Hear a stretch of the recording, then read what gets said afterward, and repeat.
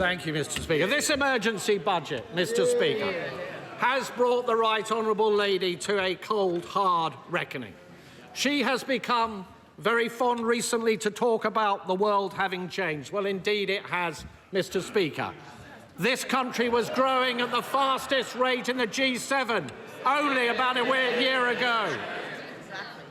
And just as the OECD and the Bank of England and other forecasters, and now we learn today, the OBR have stated, growth has been halved in this year, cut in two as a consequence of the decisions and the choices that the Right Honourable Lady made on her watch.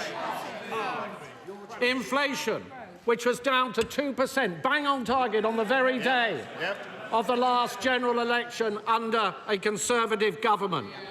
We are now told this year will be running at twice the level as was forecast under ourselves in 2024. This is going to mean prices bearing down on households and on businesses right across the country because of her choices. And the OBR also says, Mr. Speaker, that unemployment will be rising this year and next year and the year after. And in fact, across the forecast period, it will not decline at all. So much for the Right Honourable Lady's back-to-work plans. And we have already seen, Mr. Speaker, what it means when it comes to controlling borrowing under this Chancellor. And yes, she has come forward now with a plan to squeeze spending later on in the forecast period. And she has, of course, told the OBR that these are the elements of spending restraint to which she will stick. But what do the markets think? And could I ask the Right Honourable Lady, given her track record, given the fact that she has failed to control spending and borrowing to date, what does she think the markets are going to make of her latest promises? But the Right Honourable Lady, Mr. Speaker, says, of course, that none of this is her fault. It is the war in Ukraine. It is President Trump. It is tariffs. It is President Putin. It is the Conservatives. It is her legacy. It is anybody but her. Well, what the British people know, Mr. Speaker, is that this is a consequence of her choices. She is the architect of her own misfortune. It was the Right Honourable Lady, Mr. Speaker, who talked down the economy, so that business surveys and confidence crashed through the floor. It was the Right Honourable Lady who confected the £22 billion black hole. A smokescreen that was only ever there in order to cover up for the fact that she and the Prime Minister reneged on their promises to the British people during the last general election. And a black hole that the OBR themselves, ironically at the government's behest, have said they will not legitimise. She chose to be reckless with a sliver of headroom against her fiddled targets. She borrowed and spent and taxed like it was the 1970s. Little wonder, Mr. Speaker, that the Chancellor has tanked the economy. Little wonder we have an emergency budget, all because of her choices. Now, the Chancellor likes to tour the television studios and tell everybody they should be thankful that she will not be ramping up taxes in this emergency budget as she did before. But that will be cold comfort to the millions up and down the country waiting in fear and trepidation for the start of the new tax year. Buckling under the burden of tax that will be rising to the highest tax burden on her watch in the history of our country. And so could I ask the Right Honourable Lady if, when she replies in a moment, she will give that much-needed reassurance, particularly to businesses, that she will not be ramping up taxes still further in the autumn. Even a basic economist, Mr. Speaker, knows that if you tax something, you get less of it. You don't need to have worked at the Bank of England for 10 years, Mr. Speaker, to know that. So what did the Chancellor tax? She taxed jobs and wealth creation. She's destroyed livelihoods, businesses clobbered, big and small companies, the backbone of our economy. Enterprise crushed on the altar of her ineptitude. The CIPD telling us a third of those businesses affected will shed labour. Morrison's losing 200 jobs, Tesco 400, Sainsbury's 3,000 jobs lost. No wonder the Federation of Small Business say that outside of the pandemic, business confidence has been left at its lowest level on record. But it's not just businesses, Mr. Speaker. It's charities, it's GPs, it's pharmacists, it's those who transport children who have special educational needs, and it is hospices caring for the sick and the dying. In this House, Mr. Speaker, the Labour Party had the opportunity yesterday and last week to stop that, but they voted our amendments down. And we will never let their constituents forget it. Mr. Speaker, if you ramp up taxes, if you ramp up borrowing and spending without any commensurate improvement in productivity, it leads to growing inflation. And inflation has been increasing on this government's watch. It means that interest rates stay higher for longer. The Chancellor just now trumpeted the fact that there had been 3 interest rate cuts since the Labour Party came to office. She knows full well there should have been more than that had she managed. She knows full well.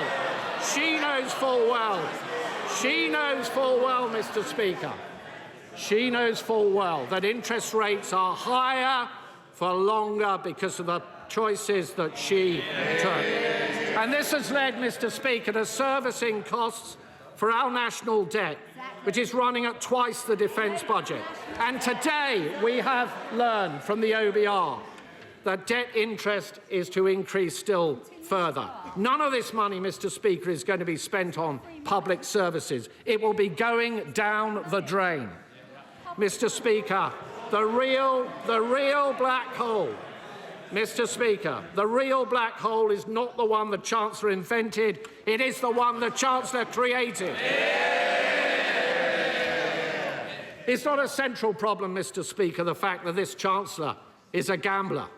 Even with her fiddled fiscal targets, she left way too little headroom. Way too little headroom. And is not the truth that whilst the Right Honourable Lady said at the last budget that that was a once-in-a-Parliament reset, she rolled the dice on a wafer-thin margin, and she lost. Reckless with her fingers crossed, she fiddled the targets and she missed them.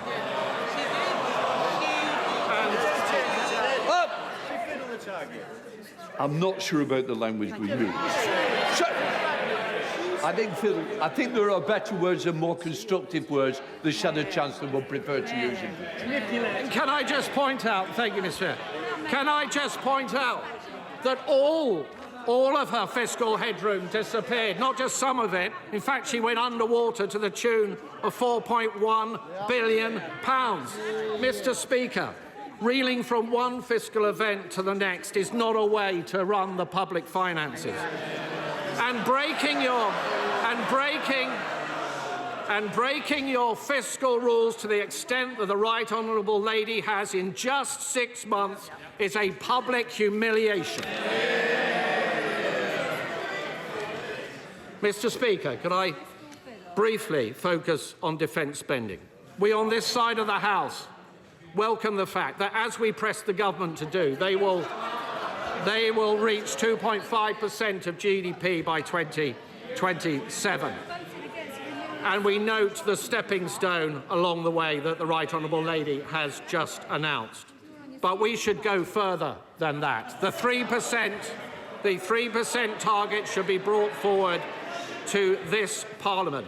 So can I ask the Right Honourable Lady, given the geopolitical tensions that she has raised, what provision has she made in her headroom, in her fiscal plans, for increasing defence spending more quickly in this Parliament if that proves necessary? And could I ask her, would she scrap the absurd Chagos deal and put that money behind our armed forces. Mr. Speaker, the economy is in a perilous state, but there was a different way. There were different choices on taxing and spending and borrowing and on productivity and on welfare. And let me just say a few words on welfare. It was the privilege of my life, Mr. Speaker, to have served as the Secretary of State for Work and Pensions. And when it came to welfare reform, with that privilege came a deep responsibility. The responsibility for welfare reform to be properly thought through with a very clear plan. So I know they don't like it because it's an alien idea, Mr. Speaker, to the party opposite. So that we can be fair to the taxpayer, but equally fair to the many people up and down our country, some of whom are highly vulnerable. This was an approach on our watch that led to $5 billion of savings across the forecast period and 450,000 fewer people going on to long-term sickness and disability benefits as a direct consequence. And we would have gone further, much further, and we set out a clear plan. We set out a clear plan in our manifesto to do exactly that. But the party opposite rushed their changes. They had no plan. There was not a single mention of PIP, personal independence payments, in the Labour Party manifesto. When they got into office, they pussyfooted around and dithered. Why? Because it's deeply divisive within their rank and file. And then suddenly, when the Chancellor decided that she had run out of money, out the word went to find some savings in welfare, to scrabble around, to yank every lever possible. And the spectacle, frankly, Mr. Speaker, of what the OBR has said about the changes that were only announced last week by the Secretary of State for Work and Pensions is simply shambolic. Yes. We have gone from incompetence, Mr. Speaker, to chaos. Yes. There have been more changes in this policy than there were at the last minute to the profile of the Right Honourable Lady on LinkedIn. The result is the worst of all worlds, a wholly inadequate level of savings on welfare, with welfare costs still spiralling ever higher, and changes that were likely to harm many vulnerable people. So could I ask the Right Honourable Lady, when the Secretary of State for Work and Pensions came to the House last week with these changes, she did not provide an impact assessment. Was this because the OBR had not signed off the numbers? Was it because the department did not have enough time to produce one? Or was it only provided today, as many of us suspect, because this was thought to be a good time to bury bad news? Mr. Speaker, the forecast for growth is down, for borrowing costs is up, for inflation is up, and business confidence has been smashed in a million pieces. This Chancellor constantly trying to blame forces beyond her control. The right response is not to duck responsibility, but to build a resilient economy. The Right Honourable Lady would have us believe that that is what she is doing. But how can we believe this Chancellor? How can we trust this Chancellor? She is the Chancellor who said she would not increase borrowing, but she did. She said she wouldn't change her fiscal rules, but she did. She said she wouldn't put up national insurance, but she did. She said she wouldn't cut winter fuel payment, but she did. She said she wouldn't tax farmers, but she did. And she said she would not move to more than one fiscal event a year, and she just has. And now we are all paying the price of her broken promises. Today's numbers confirm it. We are poorer and we are weaker.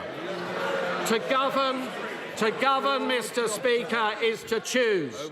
And this Chancellor has made all the wrong choices.